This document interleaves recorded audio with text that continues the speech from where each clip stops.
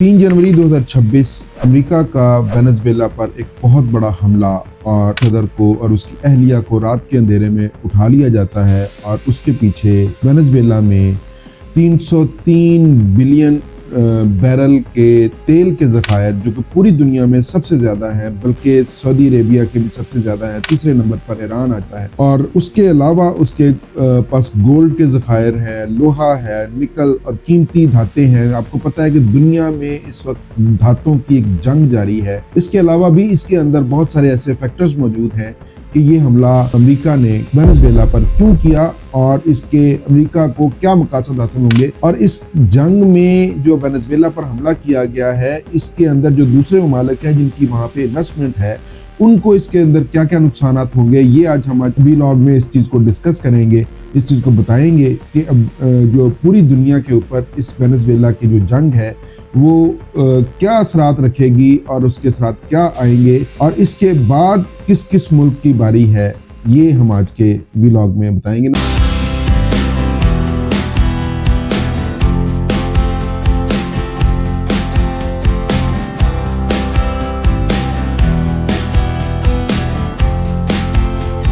Nadreen, मैं हूं अदील हैदर और आप देख रहे हैं legal and economic discussions. Nadreen, 3 जनवरी 2026 को साल के आगाज में ही अमेरिका ने जो है वो वेनेजुएला पर एक हमला कर दिया और वेनेजुएला के सदर निकोलस माडुरो और उसकी अहलिया को रात के अंधेरे में गिरफ्तार कर लिया गया और उसको अमेरिका शिफ्ट कर दिया गया। अमेरिका वेनेजुएला पर ये इल्जाम लगाता रहा है कि ये नार्को स्टेट चला रहा है, इलेक्शन चोरी किया है, और इसके अलावा 2020 में न्यूयॉर्क की एक अदालत ने वेनेजुएला के सदर के खिलाफ एक फैसला दिया जिसमें उसको $50 मिलियन की बाउंटी का उसके खिलाफ फैसला सुनाया गया। अब इनके पीछे हकायक क्या है और इसके पीछे वजूहात क्या है। वेनेजुएला में इस वक्त चाइना की $20 बिलियन के करीब इन्वेस्टमेंट है और इसके अलावा $60 बिलियन के करीब उनके कर्जे हैं जो वेनेजुएला को उन्होंने दिए गए हैं। और इस वक्त जो वेनेजुएला का 80% तेल है वो भी, क्योंकि वेनेजुएला के ऊपर पाबंदियां लगी हुई थी, तो वेनेजुएला मलेशिया के थ्रू जो है चाइना को तेल फरोख्त करता था और अपनी प्रोडक्शन का 80% हिस्सा चाइना को फरोख्त करता था। मगर इसके अंदर चाइना पहल तो खामोश नजर आया। अब उसके बाद चीनी सदर का एक बयान आया कि जनाब वो इस हमले की मुखालफत करते हैं। तो जो वेनेजुएला के सदर को अमेरिका ने उठा लिया गया। वेनेजुएला की सुप्रीम कोर्ट ने जो वहाँ की नायब सदर है उनको अबूरी सदर वहाँ पे मुकर्रर कर दिया और उन्होंने अपने अबूरी सदर के मुकर्रर होने के बाद अमेरिका के खिलाफ काफी सख्त बयान दिए और उन्होंने कहा कि जी हम यहाँ पे खड़े हैं और अपने हक के ऊपर खड़े हैं। और आज भी जो सदर है वेनेजुएला का वो निकोलस माडुरो ही है और उसी का ही यहाँ पे हुक्मरानी चलेगी। जबकि अमेरिका ने ये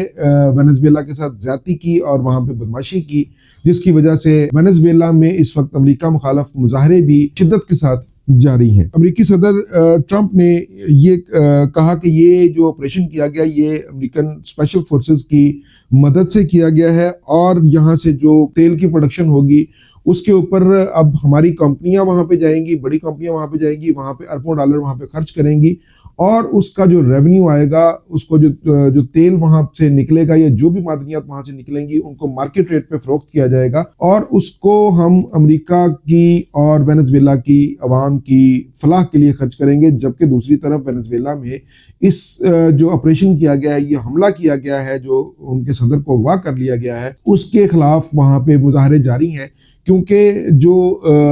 वेनेजुएला का सदर था वो अपनी आवाम में बहुत ज़्यादा मकबूल था। न्यूयॉर्क का जो हालिया मुंतखब जो मेयर है उन्होंने भी जो है वो इसके ऊपर अपना इजहार राय किया है ट्विटर के ऊपर और उन्होंने इस जो हमला किया गया इसकी मुखालफत की है। नादरीन, एक और चीज़ बताएं कि दुनिया का तकरीबन 17% तेल जो है वो इस वक्त वेनेजुएला की मिल्कियत है, जिसके ऊपर अब ट्रंप ने कब्जा कर लिया है। ट्रंप का कहना है कि जो हम इसका जो हमारी कंपनियां वहाँ पे इन्वेस्टमेंट करेंगी उससे तकरीबन 30 से 50 मिलियन बैरल तक हम तेल हासिल करेंगे, जो कि हम मार्केट रेट के ऊपर फरोख्त करेंगे। और इसके अंदर जो एक और चीज़ है वो ये कि वेनेजुएला ने तेल की फरोख्त है वो यूरो और युआन और दूसरी करेंसीज में शुरू कर दी थी करनी, जिसकी वजह से डॉलर को शदीद खतरा था। डॉलर को एक ब्रिक्स की वजह से भी बहुत खतरा है। इंडिया के ऊपर भी काफ़ी प्रेशर डाला गया है, जिसकी वजह से इंडिया जो है वो ब्रिक्स से वो अपना सोच रहा है कि वो ब्रिक्स से निकल जाए। जबकि इस वक्त डॉलर की भी जंग है, इस वक्त मादनियात की भी जंग है, इस वक्त तेल की भी जंग है, इस वक्त धातुओं की भी जंग है। डॉलर की वेनेजुएला में जो इस वक्त ट्रेड शुरू हो गई थी वो उन्होंने दूसरी करेंसीज में करनी शुरू कर दी थी, जिसकी वजह से डॉलर रोज बरोज अपनी अहमियत खोता जा रहा था। इसके अंदर एक फैक्टर ये भी है कि उसकी मादनियात पर कब्जा करके उसको डॉलर में ही फरोख्त किया जाए, ताकि डॉलर की अपनी स्टेबिलिटी जो है वो कायम रहे। कुदरती ज़खायर में वेनेजुएला का इस वक्त पूरी दुनिया में 10वां नंबर है, जिसकी बताया जाता है कि उसकी जो मालियत है वो तकरीबन 14 ट्रिलियन डॉलर के करीब है। एक इंटरेस्टिंग फैक्टर ये है कि 1970 तक जो है वो वेनेजुएला जो जनूबी अमेरिका का एक अमीर तरीन मुल्क था और दुनिया के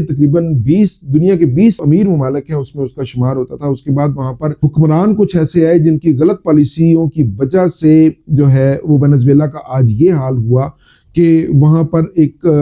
दूसरी रियासत जो है वो अमेरिका जो है वो आता है और उनके सदर को ही उठा के ले जाता है और उनकी फौज जो है वो वहां पर उनका मुकाबला नहीं कर सकती, क्योंकि उनकी फौज और उनके जो इदारे हैं वो इंतहाई कमज़ोर हो चुके हुए हैं। ये एक जंग है जिसकी वजह से ट्रंप ने वेनेजुएला पर हमला किया। अभी जो ट्रंप है वो दूसरी इस किस्म की रियासतों पर भी हमला करने का सोच रहा है और वो उनको धमकियां भी लगाई जा रही हैं। बल्कि ट्रंप ने वेनेजुएला की जो नायब सदर अभी जिसको सुप्रीम कोर्ट ऑफ वेनेजुएला ने अबूरी सदर के तौर पर उनका जो है वो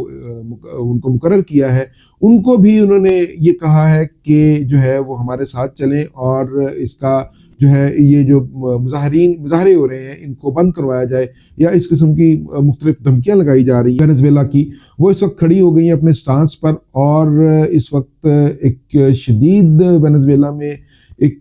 जो है क्योस है और इसका आगे क्या अंजाम आएगा ये हम इंशाल्लाह ताला जैसे ही कोई नई अपडेट आएगी इसके बारे में हम आपको आगाह करेंगे। आज के लिए इतनी इजाज़त दीजिए। अल्लाह हाफिज़।